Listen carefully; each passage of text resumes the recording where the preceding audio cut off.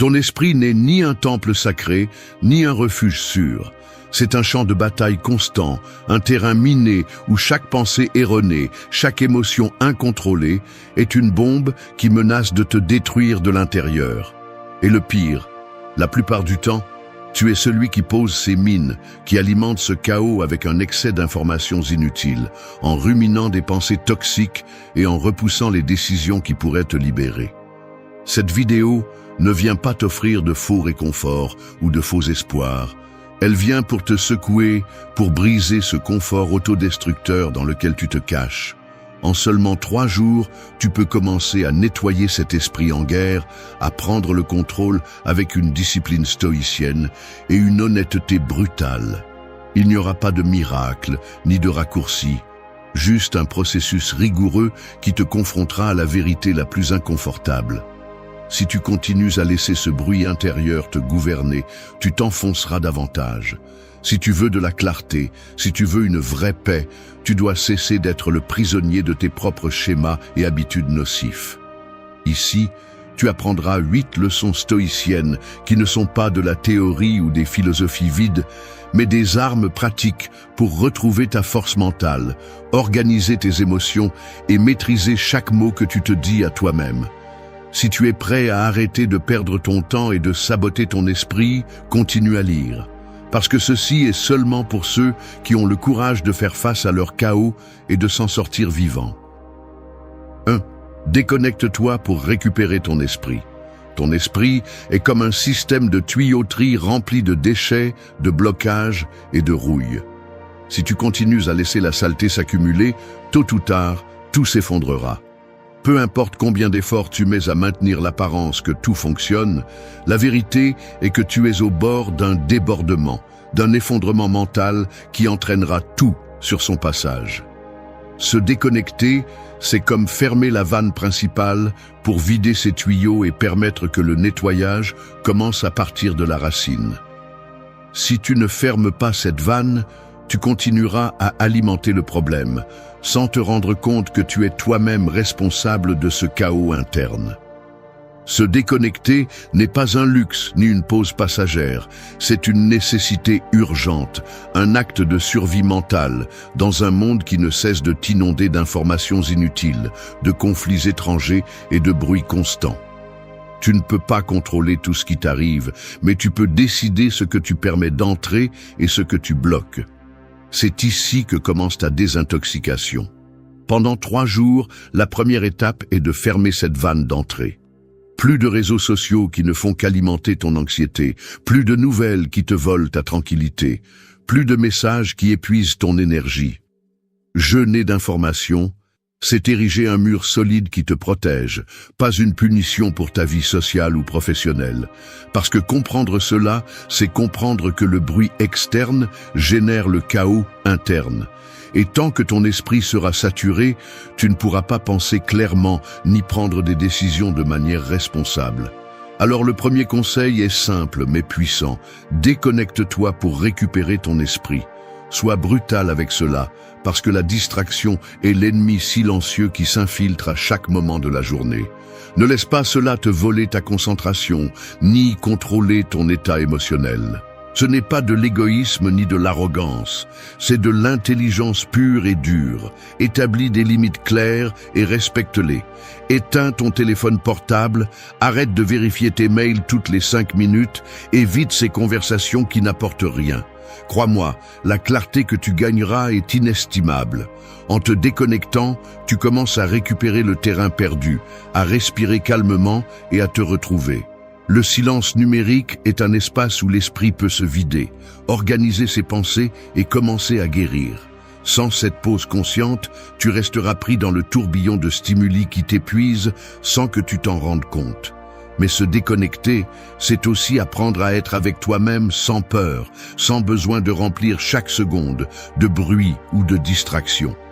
C'est accepter le vide momentané pour remplir ton intérieur de paix et de contrôle. Au début, tu peux te sentir mal à l'aise, voire anxieux, mais c'est le signe que tu es en train de te débarrasser de ce qui ne te sert plus. Cette anxiété est le reflet de l'addiction à la surexcitation que le monde moderne a créée. Le stoïcisme nous enseigne que la maîtrise de soi est la base de la liberté intérieure. Et se déconnecter est le premier acte tangible pour démontrer que tu peux gouverner ton esprit et ne pas laisser ton esprit te gouverner. Alors, sois conscient et impitoyable. Choisis ce qui entre et ce qui n'entre pas, parce que ton bien-être mental en dépend. Personne d'autre ne le fera pour toi. Personne ne nettoiera ce système de tuyauterie que tu appelles esprit si tu ne le fais pas. Cette étape est le fondement de tout ce qui vient ensuite dans cette désintoxication. Sans cette base, toute tentative d'organisation émotionnelle ou de prise de décision consciente sera inutile, car l'esprit restera saturé et chaotique. C'est pourquoi se déconnecter n'est pas un caprice, c'est une bataille quotidienne que tu dois gagner pour retrouver la clarté et la force que tu mérites. 2. Observe tes émotions sans jugement. Les émotions sont comme des vagues géantes qui frappent sans prévenir. Certaines sont fortes et turbulentes, d'autres douces et presque imperceptibles, mais toutes ont le pouvoir de t'emporter si tu n'apprends pas à rester ferme. La réalité est que tu ne peux pas contrôler l'apparition de ces vagues, mais tu peux décider comment naviguer au milieu de cette mer tumultueuse sans te laisser couler. Observer tes émotions sans jugement, c'est comme être un phare au milieu de l'océan. Tu ne luttes pas contre les vagues, tu n'essaies pas de les arrêter, tu les regardes simplement passer, sans te laisser emporter ou aveugler par elles. C'est une compétence que la philosophie stoïcienne met au centre, car comprendre que les émotions ne sont pas des ennemis, mais des signaux, te donne un véritable avantage sur ton propre chaos interne. Quand tu laisses le jugement s'infiltrer dans cette observation, tu commences à lutter contre toi-même. Tu te dis que tu ne devrais pas avoir peur, que ce n'est pas bien d'être triste ou en colère, et ainsi tu ne fais qu'alimenter la confusion et le désordre mental. La première étape est d'apprendre à t'arrêter et à regarder sans étiquette ni condamnation, sans essayer de changer quoi que ce soit à cet instant. Être simplement témoin, avec un esprit clair et froid, de ce qui se passe en toi. Cette pratique nécessite de la discipline, car la plupart des gens réagissent impulsivement, cherchent à fuir ou à combattre ce qu'ils ressentent. Mais résister à cette réaction immédiate te renforce. Elle t'aide à ne pas perdre le contrôle, ni la perspective. Quand tu observes tes émotions sans jugement, tu commences à découvrir des modèles, à identifier ce qui t'affecte vraiment et ce qui n'est que du bruit passager.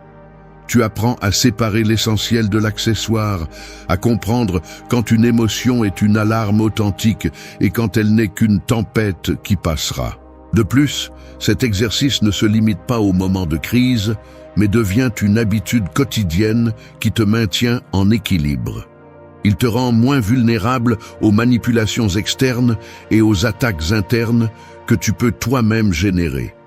La réalité est dure et pleine de stimuli qui cherchent à te déstabiliser, mais si tu maîtrises ce regard impartial, aucun coup émotionnel ne te renversera sans permission. Il ne s'agit pas de devenir insensible ou froid, mais d'acquérir la capacité de faire face à ce que tu ressens avec maturité et sans te mentir à toi-même. La philosophie stoïcienne te rappelle que tu n'es pas tes émotions, mais celui qui les observe et décide comment réagir. Et cette distance est ton pouvoir. Il ne s'agit pas de nier ce que tu ressens, mais de l'accepter sans lui permettre de prendre le contrôle. C'est pourquoi la deuxième leçon est claire. Transforme ton esprit en un spectateur ferme qui observe le défilé émotionnel sans juger ni réagir impulsivement. Pratique cela avec une honnêteté brutale. Quand tu ressens de l'anxiété, de la tristesse ou de la colère, ne fuis pas et ne te critique pas. Arrête-toi et observe. Nomme-les avec précision, sans ajouter de drame ni d'autocompassion. Les reconnaître est la première étape pour les maîtriser. Ainsi, le chaos devient compréhensible et gérable. Cette pratique te permettra de construire un bouclier interne qui réduit l'impact émotionnel et t'ouvre la porte à un esprit plus clair, capable de prendre des décisions conscientes et de maintenir la sérénité au milieu de la tempête. Ne t'attends pas à ce que ce soit facile ni immédiat, car affronter tes émotions sans jugement est une bataille constante contre des habitudes enracinées. Mais chaque fois que tu réussis à t'arrêter pour observer sans te laisser emporter, tu es un pas de plus vers la liberté mentale et émotionnelle dont tu as tant besoin. 3. Accepte et nomme ce que tu ressens. Tes émotions ne sont ni des ennemis, ni de simples sensations passagères. Ce sont des messagers bruts et sans filtre qui viennent te rappeler la vérité que tu préfères souvent ignorer. Faire semblant qu'elles n'existent pas ou les cacher sous des couches de déni, c'est comme fermer les yeux au milieu d'une tempête en espérant qu'elles disparaissent par magie. La réalité est brutale. Si tu n'acceptes pas et ne nommes pas ce que tu ressens, tu te condamnes à vivre dans l'obscurité, piégé dans un labyrinthe sans issue, otage d'impulsions qui contrôlent ton esprit sans que tu t'en rendes compte. Accepter ne signifie pas se résigner ou se rendre, mais avoir le courage de faire face à ton monde intérieur avec une honnêteté brutale, sans masque ni excuse. C'est reconnaître que la tristesse, la colère, la peur ou la frustration ne sont pas des défauts, mais des parties réelles de toi qui exigent d'être vues et comprises. Nommer ces émotions, c'est leur donner une forme, leur donner un visage que tu peux reconnaître pour qu'elles cessent d'être des fantômes qui te hantent en silence. Lorsque tu ne nommes pas ce que tu ressens, les émotions deviennent un chaos indomptable, des réactions automatiques qui t'entraînent et te font perdre le contrôle. En revanche, lorsque tu leur donnes un nom, tu récupères du pouvoir. L'acte de nommer est un acte de domination sur ton monde intérieur. Il te permet de comprendre ce qui t'affecte réellement, de séparer la cause de l'effet et de prendre des décisions à partir de la clarté et non de la confusion. La philosophie stoïcienne met l'accent total sur cette maîtrise personnelle car elle sait que celui qui ne peut pas gouverner ses émotions est condamné à être leur esclave. Cette acceptation consciente t'oblige à te regarder dans le miroir sans filtre, à bannir l'auto-illusion et à confronter ta réalité émotionnelle avec la maturité que la vie exige. Ce n'est pas un chemin facile ni confortable, car tu te retrouveras avec des vérités inconfortables et des blessures que tu préférerais ignorer. Mais c'est indispensable pour avancer. Ce n'est qu'avec cette reconnaissance profonde que tu pourras commencer à construire un esprit fort, capable de résister aux tempêtes externes sans s'effondrer. Cette pratique n'est pas un signe de faiblesse, mais la plus grande preuve de force intérieure que tu peux avoir. Lorsque tu acceptes et nommes ce que tu ressens, tu te libères du pouvoir que ces émotions avaient sur toi. Tu peux choisir comment répondre, au lieu de réagir impulsivement. C'est la différence entre être maître de ta vie ou être victime de tes propres impulsions. Dans la vie quotidienne, cela se traduit par une clarté pour prendre des décisions, une paix pour gérer les conflits et un équilibre pour maintenir ton cap, peu importe ce qui se passe à l'extérieur. Alors, arrête de fuir et de nier ce qui est à l'intérieur. Allume la lumière sur tes émotions, nomme-les avec précision et affronte la réalité sans peur. C'est la base d'une véritable désintoxication mentale et émotionnelle. Sans cette étape, tout effort pour ordonner ton esprit ne sera que du maquillage superficiel qui se dissout à la première crise. Souviens-toi, la clarté commence quand tu arrêtes de courir et que tu commences à regarder avec courage ce que tu ressens. C'est alors seulement que tu seras libre. 4. Décide avec responsabilité interne. Prendre des décisions n'est pas un acte fortuit ni un simple mouvement sur l'échiquier de la vie. C'est la façon dont tu construis ta réalité et définis qui tu es au milieu du chaos qui t'entoure.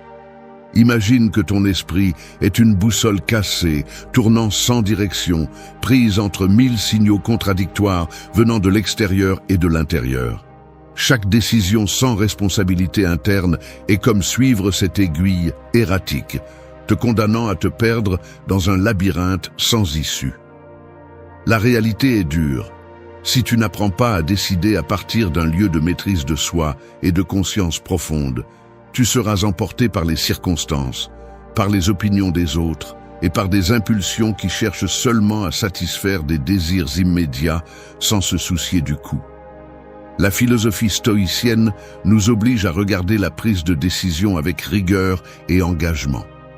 Il ne suffit pas de réagir ou de laisser la peur, la pression ou le confort définir ton chemin. Décider avec responsabilité interne signifie t'arrêter, observer ta situation avec honnêteté et agir à partir de la clarté qui naît de la maîtrise de soi.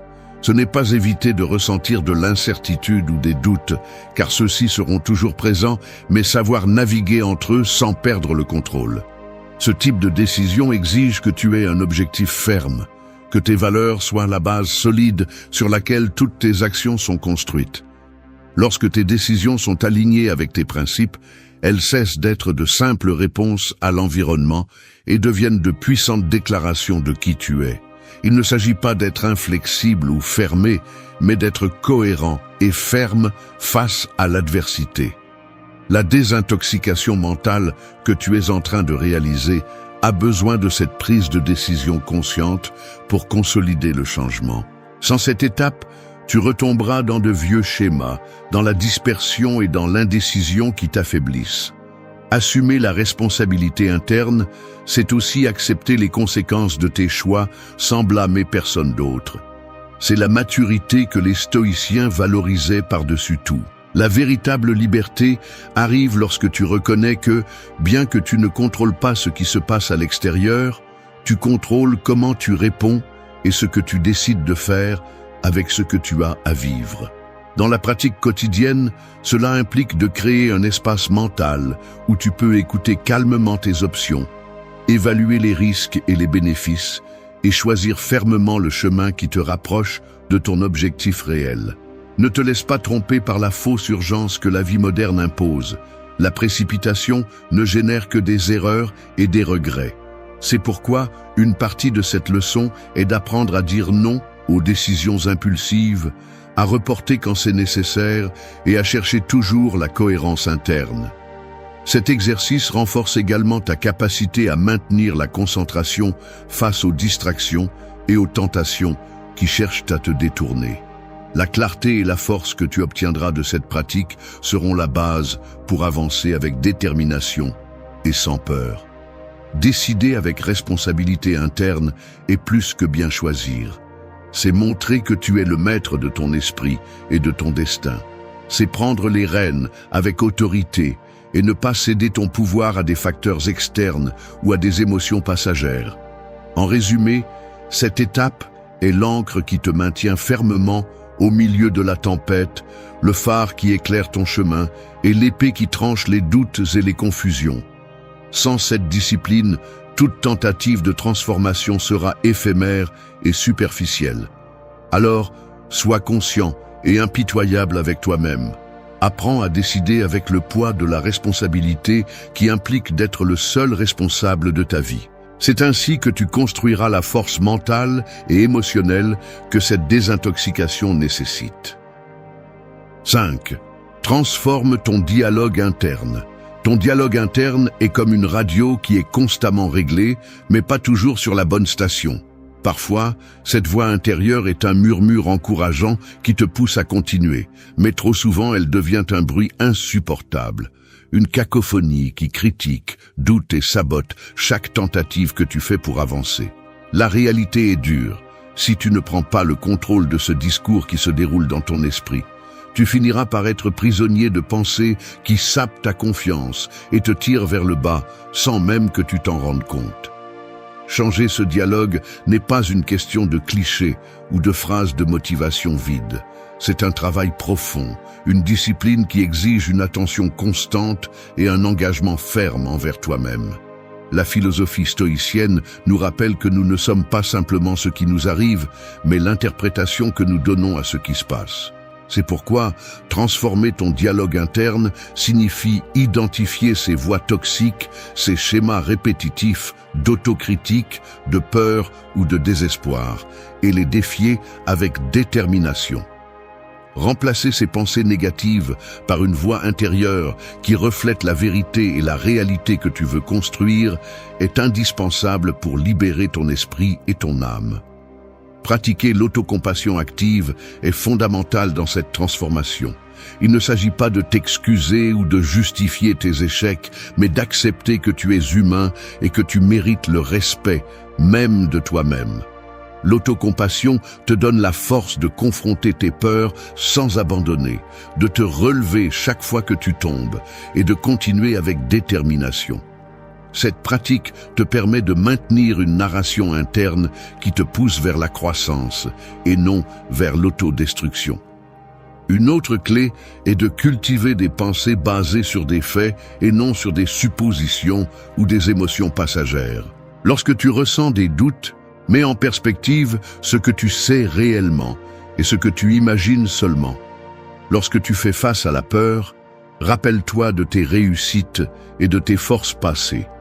Cet exercice d'objectivité mentale renforce ta résilience et ta capacité à prendre des décisions claires et sereines. De plus, en construisant un dialogue interne solide, tu réduis l'influence que les voix externes négatives ou toxiques peuvent avoir sur toi. Un esprit formé de cette manière est moins vulnérable aux manipulations et moins enclin à tomber dans la confusion ou le désespoir. Dans la vie quotidienne, transformer ton dialogue interne implique de prêter une attention constante à la façon dont tu te parles. Corrige ces pensées nuisibles qui apparaissent sans que tu les invites et remplace-les par des affirmations basées sur tes valeurs et la réalité. Ce changement n'est ni une fantaisie ni une évasion.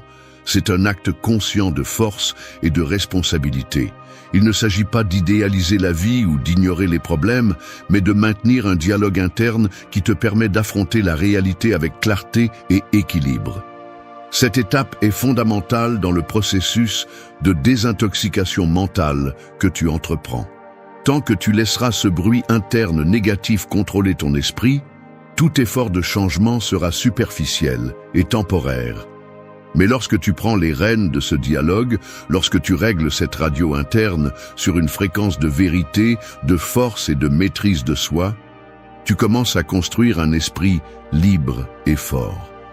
Cette bataille silencieuse et constante est celle qui détermine ta capacité à maîtriser ta vie.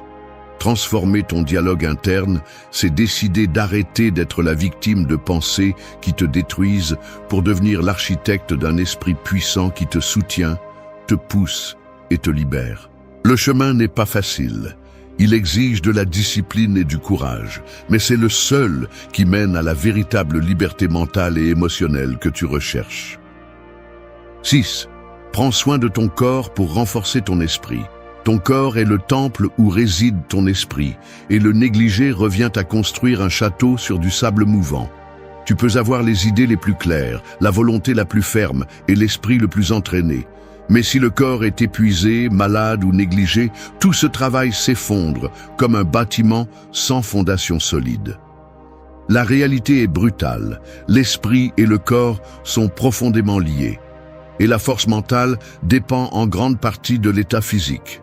Ignorer cela revient à tomber dans le piège de croire que l'esprit peut fonctionner en pilote automatique pendant que le corps souffre. Mais la vérité est que tu ne peux pas séparer les deux sans payer un prix élevé. La philosophie stoïcienne, bien qu'elle se concentre sur la maîtrise de soi, reconnaît l'importance de maintenir le corps en équilibre pour que l'esprit puisse fonctionner avec clarté et sérénité. Car un esprit fatigué ou malade ne perd pas seulement sa concentration, il devient également vulnérable aux émotions négatives, aux impulsions et aux réactions incontrôlées. Prendre soin de son corps n'est pas seulement un acte superficiel ou une mode passagère, c'est une discipline nécessaire à la survie mentale et émotionnelle dans un monde qui exige une résistance constante. Pendant ces 3 jours de désintoxication mentale, le soin du corps doit être un pilier fondamental.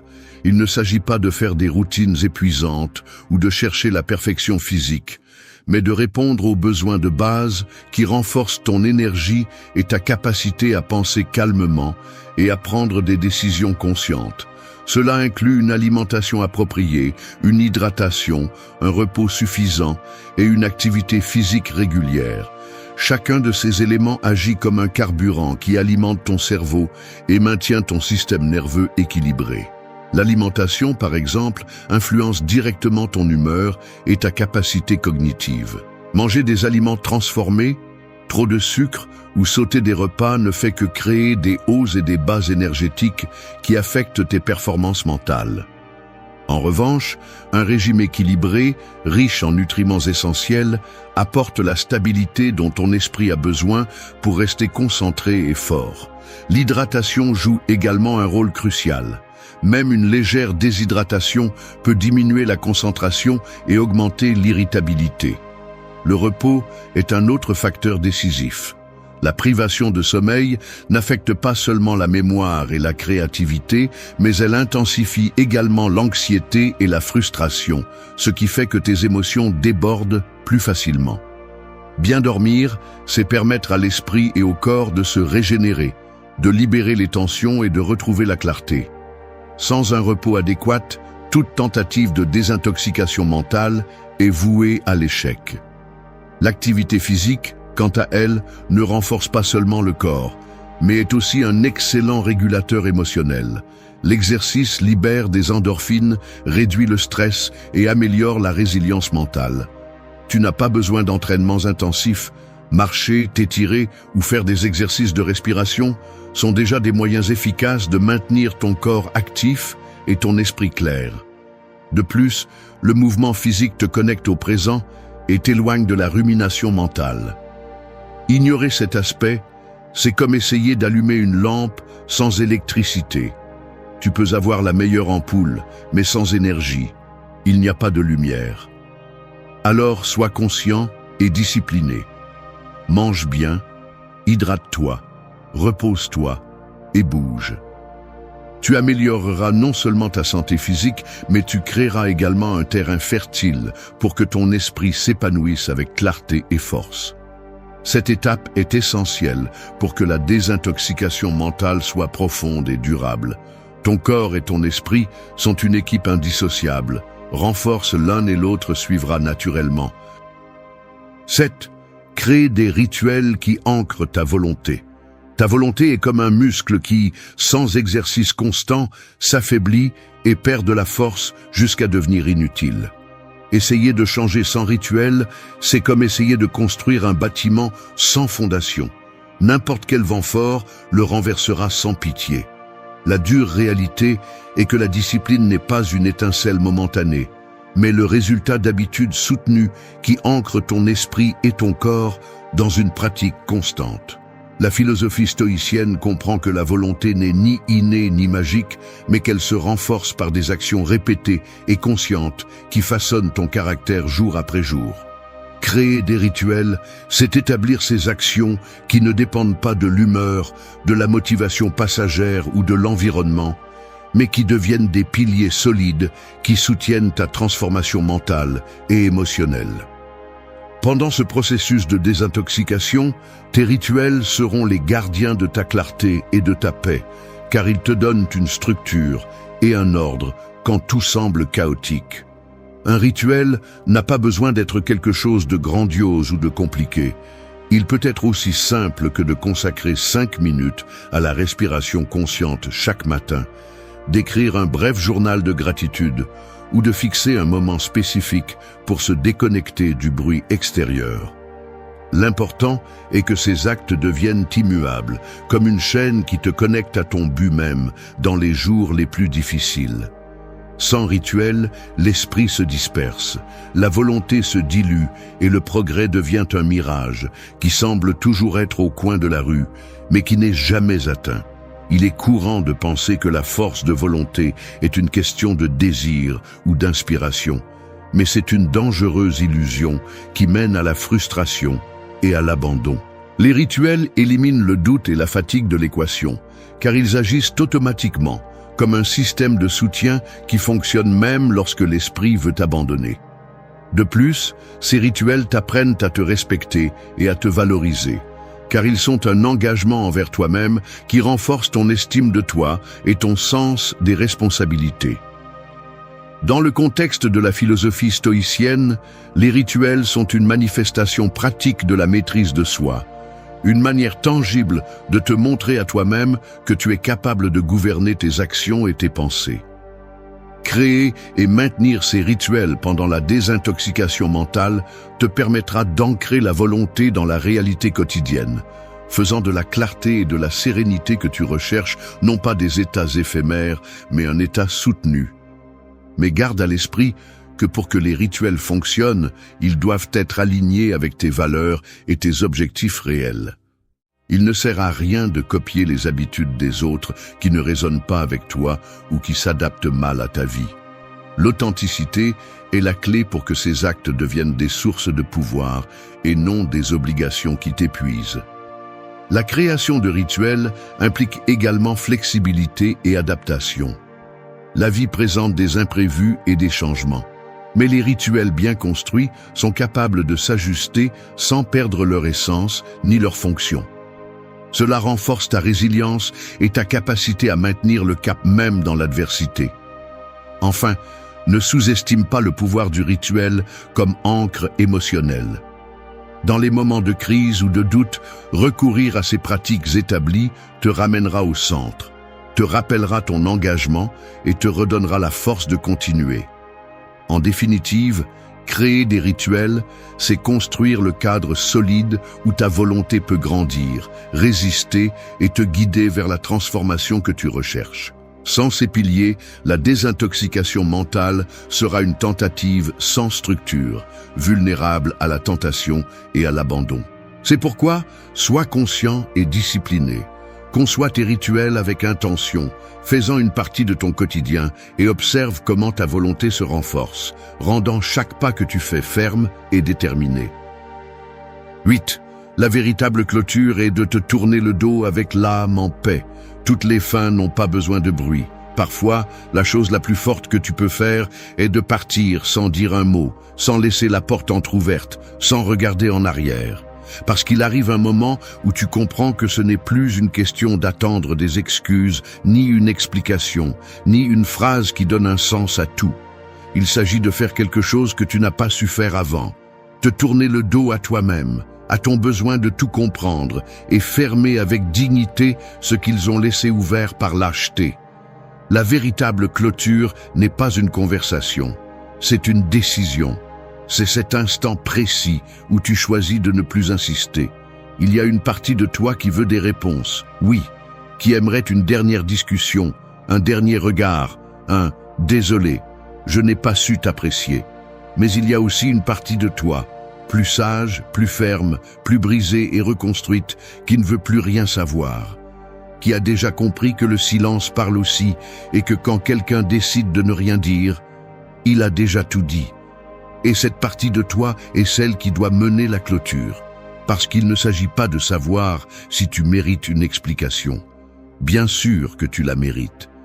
Le problème est de continuer à attendre qu'elle vienne de quelqu'un qui n'a jamais eu le courage de te donner même de l'honnêteté. Le plus douloureux n'est pas que quelqu'un s'en aille, c'est qu'il le fasse en laissant des doutes, en laissant de la culpabilité, en laissant des blessures ouvertes comme si de rien n'était. Et tu restes là, essayant de reconstruire l'histoire pour comprendre pourquoi elle s'est terminée ainsi. Mais reconstruire ce qui a été ne te rendra pas la paix. Parce que la paix n'apparaît pas quand tu arrives à comprendre l'autre. La paix apparaît quand tu arrêtes de mettre ta vie en pause en attendant une explication. Le stoïcisme enseigne que tu ne peux pas contrôler comment on te traite, mais tu peux contrôler combien de pouvoir tu leur donnes après t'avoir déçu. Et toi, qui as donné plus que ce que tu avais, qui as attendu plus que ce qu'on t'a offert, tu as besoin d'apprendre à lâcher prise, même sans avoir toutes les pièces. Parce que si tu t'accroches à tout comprendre, tu restes juste à tourner en rond dans la même boucle, en attendant une clôture qui n'arrivera jamais. Et le plus triste, c'est que pendant que tu attends, tu stagnes. La véritable clôture arrive quand tu te rends compte que tu n'as pas besoin que l'autre parle. Tu n'as pas besoin qu'il revienne. Tu n'as pas besoin qu'il dise la bonne chose. Tu as juste besoin de récupérer ton énergie, de la retirer de là où elle a été ignorée et de l'emmener avec toi dans un endroit où tu peux enfin être en paix. Non pas par fierté, non pas par ego, par respect pour ton processus, pour ce que tu as donné, pour ce que tu mérites. Alors si tu attends un geste, des excuses, un signe, lâche prise. Le geste est ta distance. L'excuse est ton silence. Le signe est ta clarté. Tous les cycles ne se ferment pas en couple. Certains se ferment seuls, avec la tête haute et le cœur reconstruit à force de vérité. Et cette vérité est simple.